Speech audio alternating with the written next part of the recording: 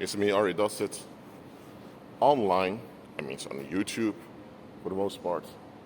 There's a discussion going on about the narcissist playbook because research has concluded that most narcissistic disturbed people, so whether it's narcissistic personality disorder or anything related to it, they tend to operate the exact same way, whether they are from Japan or they're from Zimbabwe or they're from Brazil or North Korea or Sweden or whatever. No matter the culture, where they're from, no matter the age, they all act out the same way, the same disturbance. Now, let me compare it to your stomach. Your stomach is located in here. We know what the purpose of the stomach is. It's to gather the food and prepare the food to go to the intestines. And in the stomach, acids also break down the food.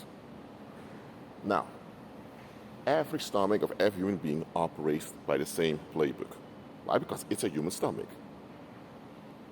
And, for example, the kidneys. The kidneys are also body parts that all human beings have.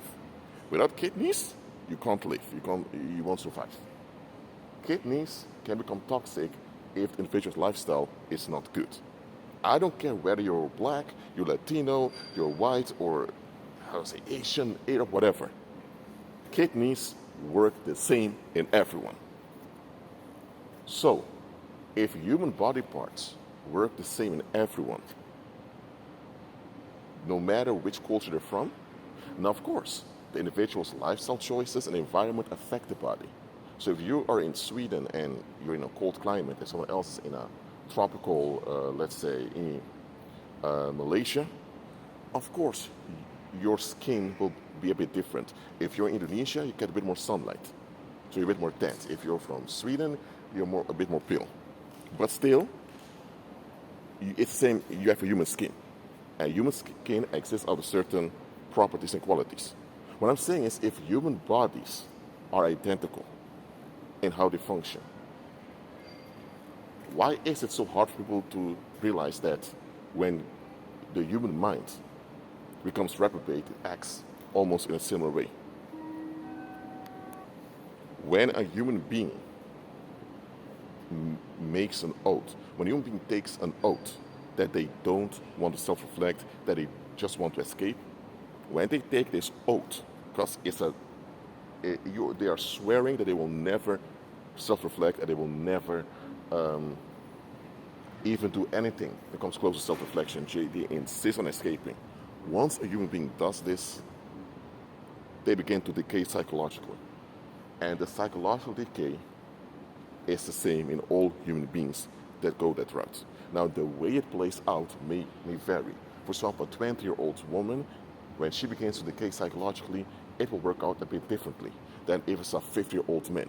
But it's the same psychological decay that goes on. So yes, narcissists play by the same playbook. But what's the playbook? The playbook is simple. They made an oath to always to escape and never self-reflect. And this dedication, it backfires on them. It goes against their own mental health and their own physical health. So they're operating against their own mental and physical health on a daily basis.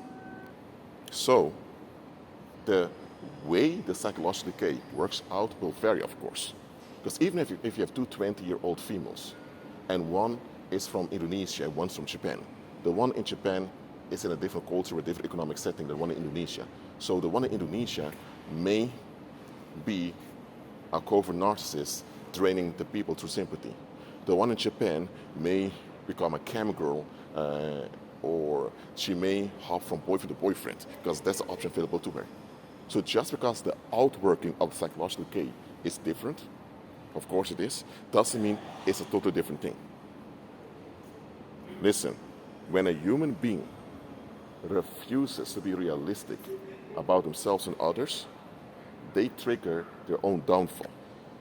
And the worst thing is, they affect others in a negative way.